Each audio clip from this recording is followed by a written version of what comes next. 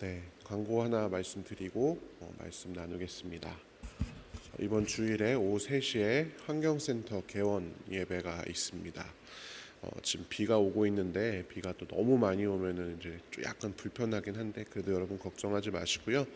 주일날 오후 3시에 환경센터 개원 예배가 있다는 사실을 여러분 기억해 주시고, 아마 주일날 교회 오시면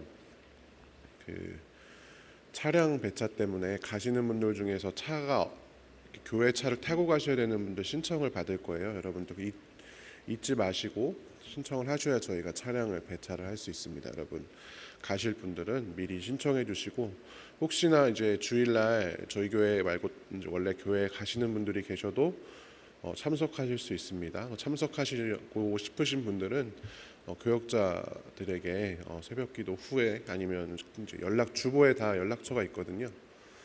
연락을 주시면 저희가 같이 갈 수 있도록 그렇게 하겠습니다. 준비하는 모든 과정을 위해서 여러분들 기도해 주시면 감사하겠습니다. 오늘 함께 나눌 말씀은 빌립보서 1장 18절 말씀입니다. 신약성경 빌립보서 1장 18절 말씀을 함께 읽겠습니다. 이것은 하나님의 말씀입니다. 그러면 무엇이냐? 거칠애로 하나 참으로 하나 무슨 방도로 하든지 전파되는 것은 그리스도니 이로써 나는 기뻐하고 또한 기뻐하리라. 아멘. 오늘 제목은 기뻐하고 또한 기뻐하리라 입니다. 우리 함께 이 빌립보서 말씀을 함께 나누겠습니다. 부활절 이전에 40일을 사순절이라고 합니다. 우리는 사순절 기간 동안에 예수의 고난을 기억하면서 경건한 그런 하루하루를 보내곤 합니다. 그런데 여러분, 부활절 이후에도 지키는 절기가 있다는 사실을 아시나요? 잘 알려져 있지 않지만 기쁨의 50일이라고 하는 절기를 원래 지킵니다. 부활절 이후에 성령 강림절에 이르기까지의 50일이 바로 기쁨의 50일입니다. 초대교회는 이 부활절 이후부터 성령 강림절까지 50일 기간 동안 기쁨의 50일이라는 절기를 정하고 축제의 마음으로 교회는 매일매일 기뻐하면서, 사순절은 고난을 묵상한다면 이 부활절 이후 기쁨의 50일은 매일매일 예수의 부활로 인해서 우리가 얻게 된 기쁨이 무엇인가를 묵상하며 또 그것을 이웃과 나누는 그런 절기로 지켜왔다라는 것입니다. 기쁨의 50일, 그러니까 우리가 매일매일 기쁨과 함께 기쁨을 묵상하며 지내는 기간입니다. 우리 부활절 지나고 2주밖에 안 됐기 때문에 지금도 사실 이 기쁨의 50일 기간을 지내고 있는 것이죠. 오늘은 이 기쁨에 대해서 함께 생각해 보려고 합니다. 기뻐한다라는 것은 어떤 것일까? 이 기쁨의 50일 기간 동안 기뻐하고 싶은데, 기쁨을 묵상하고 싶은데, 그럼 도대체 어떻게 하면 되는 것인가? 마냥 그냥 신나고 즐겁게 막 신나는 음악 틀어놓고 걱정 없이 지내면 그게 기뻐하는 것일까? 무엇을 기뻐해야 하는 것일까? 오늘 이 사도 바울의 이 빌립보서 1장 12절부터 26절까지의 이 본문을 통해서 이 기쁨의 50일을 맞아서 우리는 무엇을 어떻게 그리고 왜 기뻐해야 하는지 함께 생각해 보고자 합니다. 오늘 본문이 들어있는 이 빌립보서라고 하는 성경은 빌립보 교회를 향해서 쓴 사도 바울의 편지입니다. 그런데 이 빌립보서는 다른 별명이 있는데 바로 기쁨의 서신입니다. 바울이 이 빌립보서를 통해서 스스로 기뻐하고 있으며 또한 빌립보 교회 성도들에게도 항상 기뻐할 것을 강조하고 있기 때문에 특별히 이 빌립보서를 기쁨의 서신이라 이렇게 부르기도 합니다. 오늘 본문 18절을 함께 다시 한번 세 번역으로 읽어보겠습니다. 그렇지만 어떻습니까? 거짓된 마음으로 하든지 참된 마음으로 하든지 어떤 식으로 하든지 결국 그리스도가 전해지는 것입니다. 나는 그것을 기뻐합니다. 앞으로도 또한 기뻐할 것입니다. 아멘. 여기 세 번역에는 나는 그것을 기뻐합니다. 앞으로도 또한 기뻐할 것입니다. 이렇게 나와 있는데 개역개정에는 나는 기뻐하고 또한 기뻐하리라 이렇게 기록이 되어져 있습니다. 이렇게 기록되어 있기 때문에 우리가 일반적인 개역개정 성경으로 이 빌립보서 1장 18절을 읽으면 기뻐하고 또 기뻐하는구나. 그러니까 쉽게 말하면 반복해서 강조하는 것처럼 느껴집니다. 기뻐하고 또 기뻐하고 내일도 기뻐하고 또 기뻐하고 그런 식으로 이해를 합니다. 그런데 이 글의 원문이나 세번역 성경만 살펴봐도 단순히 반복해서 강조하고 있는 것과는 조금 다릅니다. 이 부분은 사실 기쁨의 부분을 두 개로 나누는 부분이다라고 할 수 있습니다.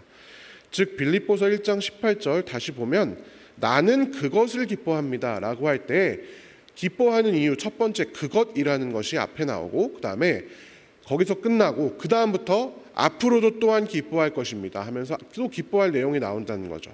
이렇게 정리가 됩니다. 빌립보서 1장 12절부터 18절의 중간에 나오는 나는 그것을 기뻐합니다까지가 첫 번째 기쁨의 이유 묶음입니다. 그러니까 사도 바울이 이런 일이 있어서 나는 그것을 기뻐한다라고 이야기를 하게 되고 그 다음에 앞으로도 나는 또한 기뻐할 것인데 그 이유는 이러하기 때문이다. 이렇게 기록이 되어져 있다라는 것이죠. 단순히 기뻐하고 또한 기뻐하리라가 또 기뻐해야지 나는 정말 기뻐 이렇게 강조하는 것이 아니라 기쁨에 대해서 두 가지로 서술하고 있다는 사실을 다시 한번 기억해야 합니다. 그러니까 이 사도 바울의 이 1장 18절을 기준으로 해서 앞 내용과 뒷 내용을 우리가 살펴보면 사도 바울이 무엇을 기뻐하고 있는지를 알 수 있는 것입니다. 그러면 바울이 기뻐하는 첫 번째 이유, 앞에 나오는 그 이유는 무엇일까요? 빌립보서 1장 12절부터 18절 상반절까지를 우리가 살펴보면서 찾아보려고 합니다. 먼저 12절, 13절 말씀을 세번역으로 같이 한번 읽어보겠습니다. 형제자매 여러분, 내게 일어난 일이 도리어 복음을 전파하는 데에 도움을 준 사실을 여러분이 알아주시기를 바랍니다. 내가 그리스도 안에서 감옥에 갇혔다는 사실이 온 친위대와 그 밖의 모든 사람에게 알려졌습니다. 주님 안에 있는 형제자매 가운데서 많은 사람이 내가 갇혀 있음으로 말미암아 더 확신을 얻어서 하나님의 말씀을 겁없이 더욱 담대하게 전하게 되었습니다. 아멘. 여러분 여기 살펴보면 사도 바울이 기뻐하는 이유가 나와야 하는데 뭔가 좋은 게 나와야 되는데 그게 아니라 자기가 갇혀 있는 상황에 대해서 이야기를 하는 것을 볼 수 있습니다. 이 12절 13절을 통해서 바울은 감옥에 갇혀 있었던 것으로 우리가 추측해 볼 수 있는 것이죠. 실제로 빌립보서는 이 사도 바울이 감옥 안에서 쓴 것으로 알려져 있는 옥중서신들 중에 하나이기도 합니다. 그리고 바울은 단순히 감옥에 그냥 갇혀 있는 게 우리가 생각하듯이 요즘처럼 그냥 감옥에 갇혀서 아무것도 못하고 이런 정도가 아니라 육적으로 심적으로 굉장히 고통스러운 일이었을 것으로 추측이 됩니다. 고린도후서 1장 8절에서 9절까지 살펴보면 이 사도 바울이 자신이 감옥에서 겪은 일에 대해서 굉장히 감정적으로 토로하는 장면이 등장을 하는데 힘에 겹게 너무 짓눌렸다. 살 희망마저 잃었다. 이미 죽음을 선고받은 몸처럼 느꼈다. 이렇게 기록하고 있습니다. 그러니까 사도 바울이 그냥 감옥에서 그냥 시간을 보낸 것이 아니라 죽은 것과 같은 그런 고통을 느끼면서 그 감옥 속에 갇혀 있었다라고 하는 것입니다. 예수님을 전하면서 감옥에 수없이 갇히고 심지어 돌에 맞아서 죽기 직전까지도 갔지만 살아났던 그 사도 바울이 자기 스스로 나 그 감옥 안에서 사실은 살 희망을 잃을 지경이었어. 이렇게 고백하고 있을 정도로 이 감옥 안에서의 사도 바울은 고통스러운 시간을 보냈다는 것입니다. 그런데 어떻게 그런 상황에서 사도 바울은 기뻐한다라고 이야기를 하고 있을까요?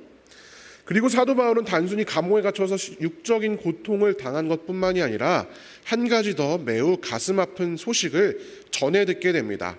오늘 본문 15절부터 17절까지를 세 번역으로 같이 한번 읽겠습니다. 어떤 사람들은 시기하고 다투면서 그리스도를 전하고 어떤 사람들은 좋은 뜻으로 전합니다.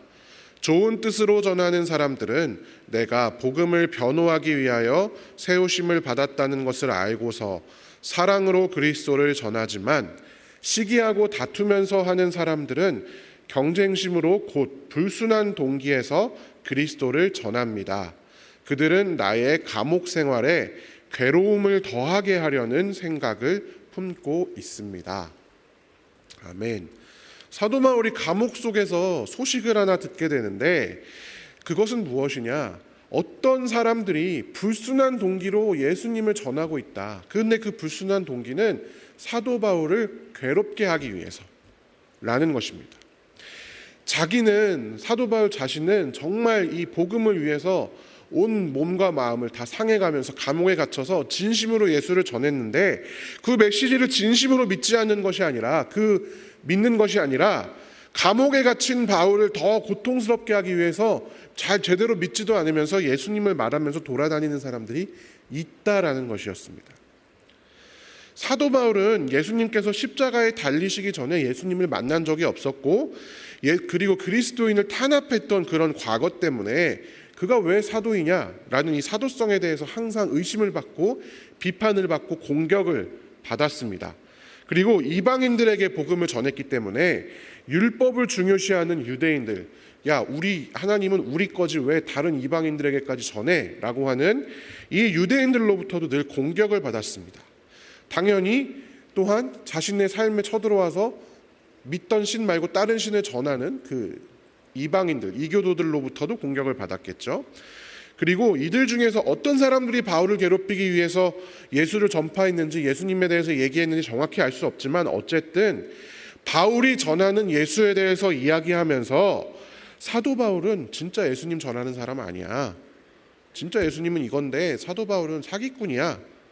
이렇게 비방하고 다녔다라는 것입니다.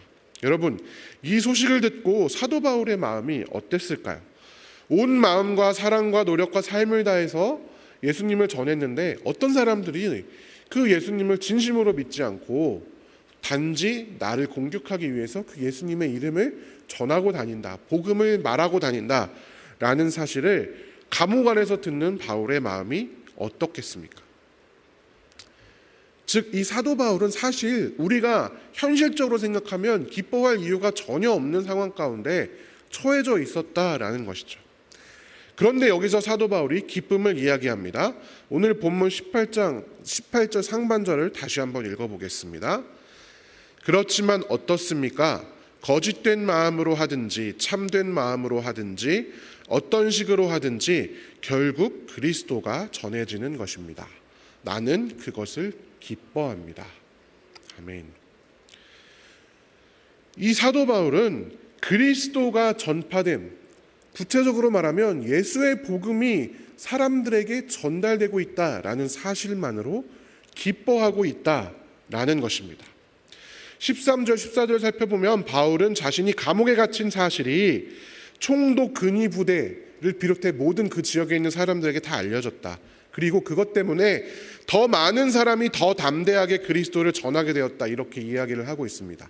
자기가 감옥에 갇혔기 때문에 더 많은 사람들이 예수에 대해서 알게 되었으니 기쁘다. 내 몸은 고통스럽지만 기쁘다. 이렇게 이야기하는 것이죠. 사람들이 거짓된 마음으로 하든 참으로 하든 어쨌든 예수님을 몰랐던 사람들이 예수님에 대한 이름을 듣고 복음에 관심을 가지게 되는 것이 기쁘다라고 이야기하고 있습니다. 즉, 사도 바울이 기뻐할 수 있는 이유 첫 번째는 바로 예수의 복음 때문에 기뻐할 수 있었다라는 것입니다. 두 번째로 바울이 기뻐하는 이유도 함께 살펴보겠습니다. 먼저 빌립보서 1장 18절 하반절부터 21절까지를 세 번역으로 읽어보겠습니다. 앞으로도 또한 기뻐할 것입니다. 나는 여러분의 기도와 예수 그리스도의 영의 도우심으로 내가 풀려나리라는 것을 압니다. 나의 간절한 기대와 희망은 내가 아무 일에도 부끄러움을 당하지 않고 온전히 담대해져서 살든지 죽든지 전과 같이 지금도 내 몸에서 그리스도께서 존귀함을 받으시리라는 것입니다. 나에게는 사는 것이 그리스도이시니 죽는 것도 유익합니다. 아멘. 여기에 보면 기뻐할 이유에 아주 직접적으로 나와 있습니다. 나는 내가 풀려나리라는 것을 안다라고 이야기를 하고 있습니다. 그런데 그 바로 뒤에 있는 구절은 조금 그거랑은 안 맞습니다. 나 사실 죽어도 상관없어. 나는 사는 것이 그리스도니 죽어도 유익해, 이렇게 이야기하고 있잖아요. 그러니까 풀려난다는 것은 결국 살아난다는 것이지만, 사도 바울은 그렇지만 나는 살든지 죽든지 상관없어, 이렇게 이야기를 하고 있는 것이죠. 바울은 이미 살든지 죽든지 상관없는 몸이었습니다. 그러니까 죽어도 상관없는 몸이었습니다. 그런데 이 이어지는 뒤의 내용을 살펴보면 이 죽음과는 전혀 다른 이야기를 하고 있습니다. 같이 빌립보서 1장 23절부터 26절까지를 같이 읽어보겠습니다. 그러나 육신을 입고 살아가는 것이 나에게 보람된 일이면 내가 어느 쪽을 택해야 할지 모르겠습니다.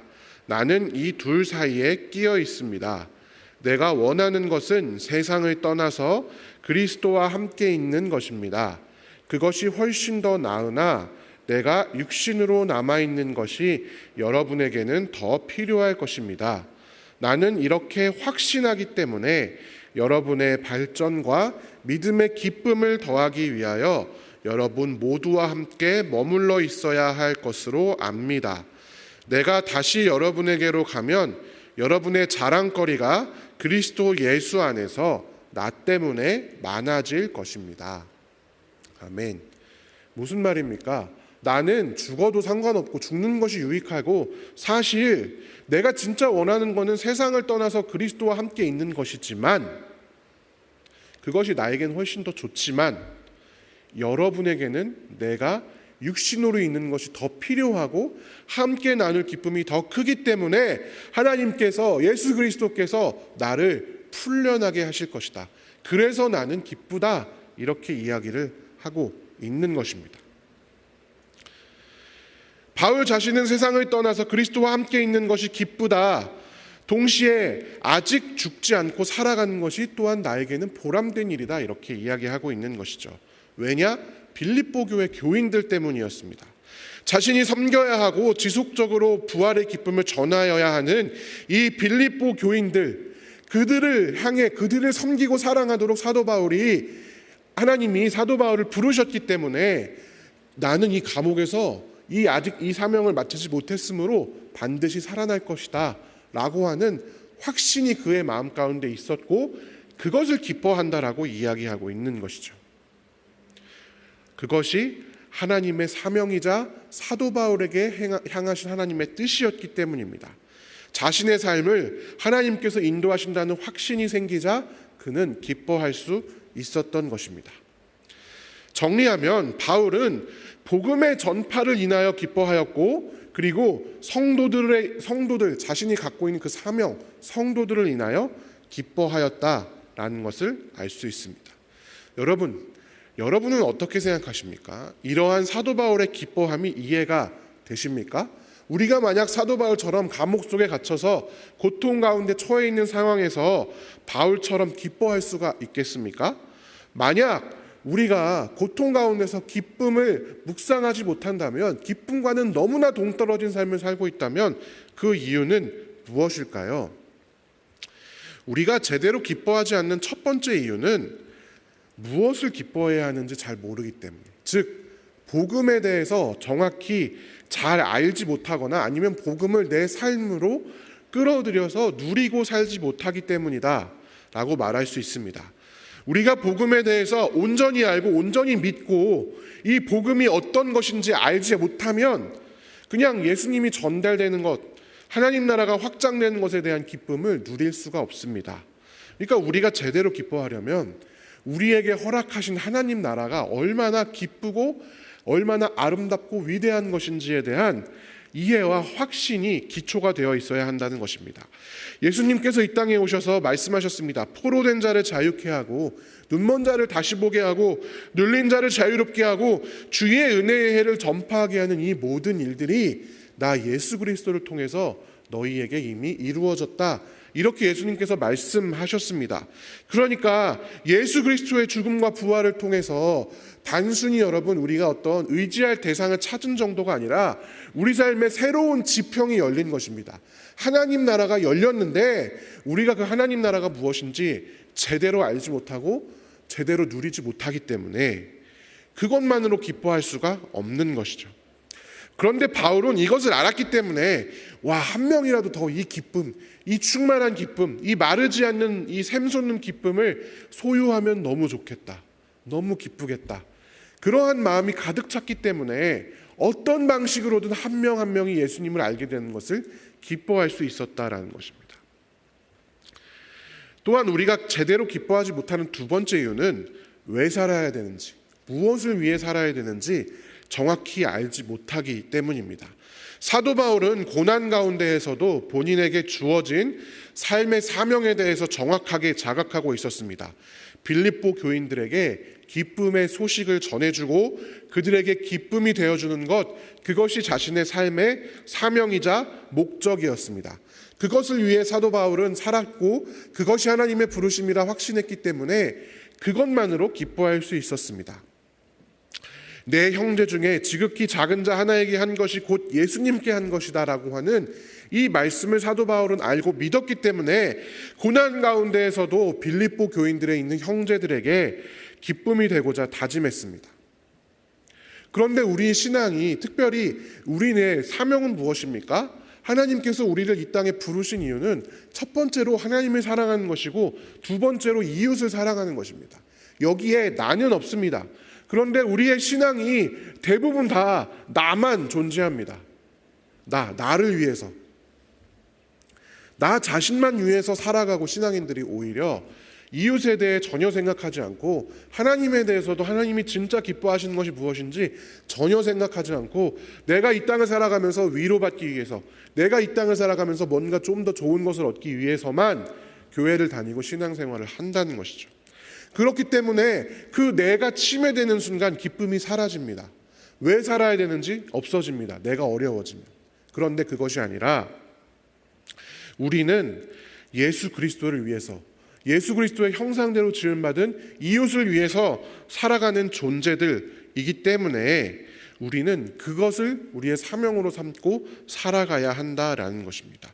지금 고통받고 고난받는 사람들이 어디 있는지, 내가 기쁨이 되어 주어야 할 사람들이 어디에 누가 있는지, 그리고 그들에게 기쁨이 되는 삶을 산다면 그들이 기쁨을 얻는 것을 보면서 나 또한 기쁨을 얻을 수 있다라는 것입니다. 그런데 여러분, 우리가 하나님 사랑하고 이웃을 사랑할 때 사도 바울처럼 감옥에 갇혀서 고통을 겪는 정도는 아닐지라도 힘들기도 하고 배신당하기도 하고 때로는 내 마음을 몰라주는 사람들 때문에 속이 상하기도 합니다. 바로 그 지점에서 믿음이 필요한 것입니다. 하나님이 내 지금 이 진심을 다 알고 계신다. 내 중심을 보신 하나님께서 내가 얼마나 진실되게 하나님을 사랑하고 이웃을 사랑하는지 알고 계신다라고 하면 그 믿음을 가지고 우리가 위로받고 기쁨을 누릴 수 있다라는 것입니다. 말씀을 정리하겠습니다. 여러분, 기쁨의 50일 동안 예수님께서 우리 가운데 부활을 하셔서 허락해 주신 이 하나님의 나라를 묵상하시기 바랍니다. 그것이 얼마나 기쁜 일인지, 얼마나 놀라운 일인지, 얼마나 감사한 일인지 먼저 회복해야 합니다. 그래야 우리가 부활, 이 기쁨의 50일을 기뻐할 수 있습니다. 그리고 우리 자신도 또한 이웃의 기쁨이 되는 삶을 살아야 합니다. 이웃이 내 기쁨이 돼야지, 저 사람이 나를 기쁘게 해야지, 저 사람이 내 마음을 시원하게 해야지, 그게 아니라 내가 저 사람을 기쁘게 해줘야지. 내가 저 사람과, 내가 우리 가족과, 내가 우리 이웃과, 내가 여기 사는 다른 사람들과, 복음을 전달받지 않는 사람들과 어떻게 기쁘게 지낼 수 있을까, 그들에게 어떻게 행복을 전할 수 있을까 고민하고 기도하고 실천하시는 그런 삶을 살면 좋겠습니다. 그리고 그때에 우리 삶에 일하시는 그 하나님을 경험하고 또 그로 인해서 기뻐하면 좋겠습니다. 사랑하는 성도 여러분, 우리 모두가 고난과 고통 가운데에서도 사도 바울처럼 예수 그리스도와 하나님 나라로 인해 기뻐하고, 또한 우리가 헌신해야 할 이 사명으로 인해서 기뻐하고, 나아가서 우리가 그렇게 누군가의 기쁨이 되어 주었을 때에 또한 우리로 인해서 하나님이 기뻐하시는, 그래서 기쁨이 온 세상에 충만한 그런 기쁨의 50일이 되기를 간절히 축원합니다. 함께 기도하겠습니다. 살아계신 하나님 아버지, 나를 사랑하시고 우리를 사랑하시고 이 세상을 사랑하셔서 그 외아들을 우리에게 주시고 성자 예수 그리스도의 부활을 통해 우리에게 하나님의 나라를 소유하게 하시니 참으로 감사합니다. 하나님, 그러나 우리는 아직도 믿음이 없고 연약하여서 부활의 기쁨을 피상적으로만 알고 그로 인해 주어진 하나님 나라가 어떤 곳인지 누리며 상상하며 실천하며 살아가지 못합니다. 성령 하나님, 이 시간 우리와 함께하여 주시옵소서. 말씀을 통해, 기도를 통해, 찬양을 통해, 우리의 매 순간순간을 통해 하나님과 교제할 때마다 구원의 기쁨을 허락하시고 하나님 나라의 복됨을 깨닫고 느끼고 경험하며 살아갈 수 있도록 인도하여 주시옵소서. 하나님, 우리 주변에 너무나 큰 고통 때문에 부활의 기쁨을 누릴 수 없는 사람들이 많이 있습니다. 우리가 먼저 그들에게 기쁨이 되게 하여 주시옵소서. 하나님의 구원의 통로가 되게 하여 주시고 위로가 되게 하여 주시옵소서. 하나님, 용기가 필요합니다. 우리가 그들에게 기쁨이 되려면 우리 삶의 고난을 또한 이길 수 있는 용기가 우리에게는 필요합니다. 주님, 그러나 그것이 우리의 사명이고 하나님께서 원하시는 것이니 우리가 그 자리를 향해 몸을 던질 때마다 우리를 도우시고 힘주시고 구원하여 주시옵소서. 그리고 그러한 우리를 통해서 또한 주님께서 기뻐하여 주시옵소서. 하나님, 우리의 환우들, 우리의 외로움 받은 이웃들, 슬픔 가운데 있는 이웃들, 경제적인 어려움 때문에 고통스러워하는 이웃들, 주님께서 위로하여 주시고 그들에게 오늘 하루를 또한 살아갈 수 있는 작은 기쁨들을 허락하여 주시옵소서. 부활의 기쁨의 50일, 이 기쁨의 50일이 끝날 때까지 온전히 기쁨 가운데 거하며 주님의 기쁨이 되는 우리 모두가 될 수 있도록 성령 하나님 함께하여 주시옵소서. 귀하신 예수 그리스도의 이름으로 기도드립니다. 아멘.